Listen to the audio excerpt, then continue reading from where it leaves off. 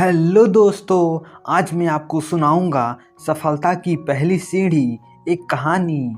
एक गांव था। उस गांव में दो दोस्त थे, हरियर और चंद्रगुप्त। दोनों बहुत ही अच्छे दोस्त थे, यानी कोई भी अगर काम करना पड़ा तो वह दोनों साथ में ही करते। लेकिन इनका जो गांव था, उस गांव में पानी की समस्या दिन ब दिन बढ़ती जा रही थी। गांव से दूर एक बहुत बड़ा तालाब था। उस तालाब से गांव में पानी लाना पड़ता था बाल्टी से। अब चंद्रगुप्त और हरिहर यह दोनों बड़े हो गए और जो घर की पानी लाने की जिम्मेदारी थी वह इन दोनों पर आ गई। पहले दिन तो इनको अच्छा लगा, लेकिन कुछ दिन बाद दोनों को वह काम पसंद नहीं आया। रोज सुबह उठकर दोनों को बाल्टी लेकर पानी लाने जाना पड़ता था। इस काम को कैसे आसान बनाया जाए, इस बारे में हरिहर सोचने लगा। लेकिन चंद्रगुप्त हरिहर को कहने लगा कि यह काम तो हमारा रोज का है, इस बारे में हमें क्या सोचना चाहिए।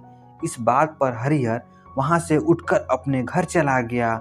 हरिहर की हालत देखकर उसकी माँ सोच में पड़ गई। उन्होंने कहा, अरे आजकल तू खेलता भी नहीं है, सोच में ही पड़ा रहता है। तब हरिहर ने कहा, माँ, इतना भारी काम मेरे जैसे आम लड़के से कैसे हो सकता है।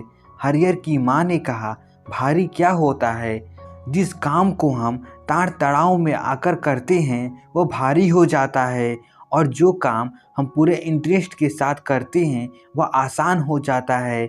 हरिहर की माँ ने उत्साह बढ़ाते हुए कहा कि ऐसा कोई काम नहीं जो मेरे बेटे ने ठान लिया और किया नहीं जा सकता। इसके बाद हरिहर ने दूसरे दिन कुदाल और फावड़ा लेकर तालाब की ओर निकल गया। हरिहर ने खोदना चालू किया, लेकिन उसका दोस्त चंद्रगुप्त उसे समझाते हुए बोला, यह काम हमसे नहीं होगा, हम बाल्टी लेकर आना और चले जाना वही करेंगे। लेकिन हरिहर नहीं रुका। सब लोग हरिहर के ऊपर हंस रहे थे। अब तो उसका दोस्त भी उसे पागल समझने लगा था, लेकिन हरिहर ने अपना प्रयास नहीं छोड़ा।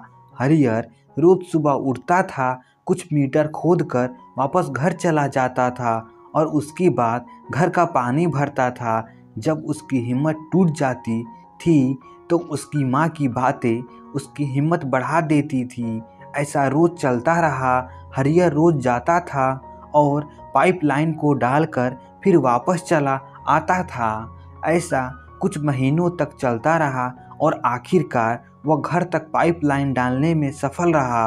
अब पानी घर तक आने लगा। अब किसी को भी रोज तालाब में इतना दूर जाकर पानी लाने की ज़रूरत नहीं थी।